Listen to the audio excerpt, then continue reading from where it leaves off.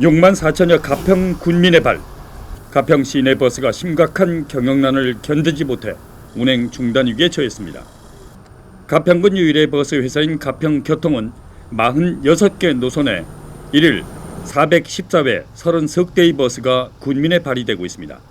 그러나 승객 감소로 지난 2017년부터 2020년까지 4년간 가평교통의 누적 적자는 30억 5천여만 원으로 연평균 7억 6천여만 원의 적자를 기록해 총 부채는 60억여 원에 이르고 있습니다. 수입은 완전히 작년 반토막도 안 되고 있습니다. 해마다 그렇죠. 지금 2017년도부터 계속 적자 폭을 늘어나고 있고요. 매년 10억 이상씩 적자가 나고 있습니다. 자본금 다 까먹고 지금 현재 한 60억 적자입니다. 그래서 자본금까지 포함하면 한 100억 정도 적자죠. 버스 회사의 경영수지 적자가 눈덩이처럼 커지고 있는 가장 큰 원인은 자가용과 전철 등 대체 교통수단으로 바뀌고 있기 때문입니다. 설상가상으로 코로나19가 발생한 지난 2020년엔 이용객이 곤두박질하면서 1년간 손실액이 11억 3천여만 원을 기록했습니다. 가평교통은 경영난을 해소하기 위해 지난 2013년부터 2019년까지 총 85대의 버스를 매각해 부채를 갚는 방법으로 돌파구를 찾으려 했으나 소용이 없었습니다. 2012년도 복선 전철 생기고부터 저희가 계속 시외버스가 적자폭이 늘어남으로써 시외버스는 감당할 수가 없고 그래서 시외버스를 매각했는데도 불구하고 현재는 이제 코로나로 인해 가지고 이용객이 전무하다 보니까 운송 수입이 없으니까 아무리 재정 지원을 한다 해도 저희가 감당할 수가 없는 상황이 됐습니다. 가평교통의 일일 평균 운송 수익금을 계산해 봤습니다. 버스 한 대당 하루 원가는 59만 2,918원입니다. 그런데 수익금 공동관리위원회 자료에 따르면 가평교통이 버스 한 대당 하루 평균 수익은 15만 5,662원인 것으로 나타났습니다. 버스 한 대당 하루에 무려 43만 7,255원의 적자를 보고 운행을 하고 있는 것입니다. 이 회사는 지난 1월 불과 한 달 사이에 재정 지원금을 포함해도 무려 1억 8,900여만 원의 적자를 본 것입니다. 임금체불 현상까지 빚어지고 있습니다. 이런 상황이 1년 넘게 되다 보니까 회사도 상당히 어렵지 않고 작년 12월 1월 분이 우리가 이제 임금이 좀 밀리는 상황까지 왔기 때문에 버스를 운행하는 대수만큼 적자를 보고 있는 가평교통. 기자가 직접 버스를 타봤습니다. 가평 시내 버스터미널을 출발한 지 20여 분이 지났으나 버스 승객은 단 한 명도 없었습니다.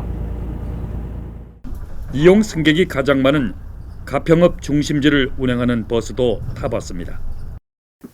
가평 시내 버스터미널을 출발한 지 11km를 돌아 30여 분 만에 다시 터미널에 도착했습니다. 30분 동안 이 버스에는 단 2명의 승객만 탔습니다. 가평교통 버스는 승객은 없고 바람만 싣고 운행하는 딱한 처지에 있습니다. 버스 근로자가 봐도 답답하긴 마찬가지입니다.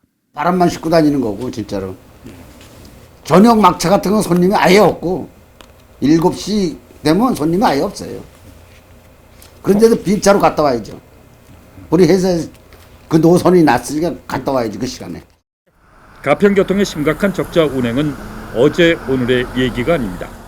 지난해 6월 있었던 가평군 의회 행정사무감사에서도 버스 문제가 지적됐습니다. 저희가 이렇게 현장에 나가봐도 승객 수가 엄청나게 줄는 말을 다시잖아요, 그죠? 네, 맞습니다. 네, 그래서 그거를 반감만 하지 말고 교통과에서 슬기롭게 지금부터 대처를 해야 된다.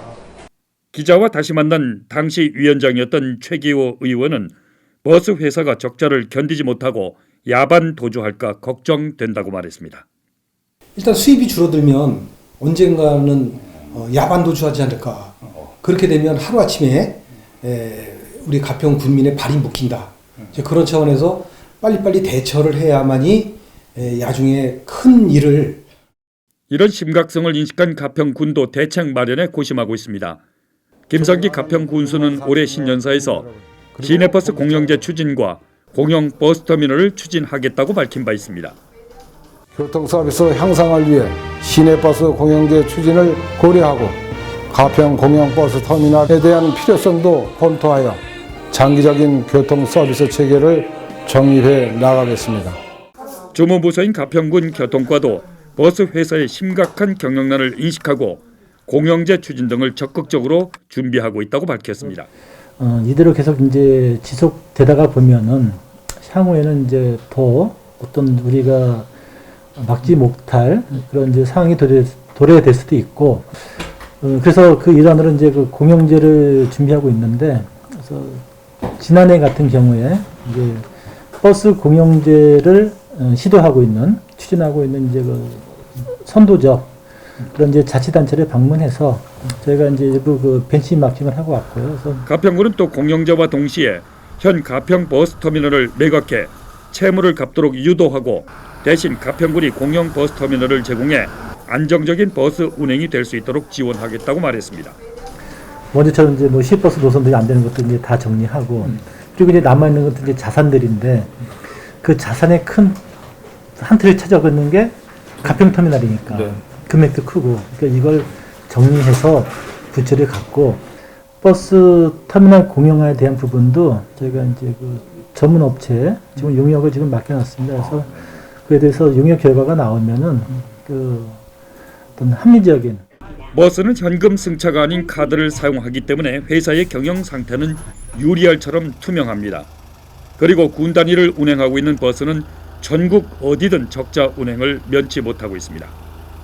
군민에 발휘되기 위해 산소 호흡기를 달고 시한부 운행을 하고 있는 가평 시내버스.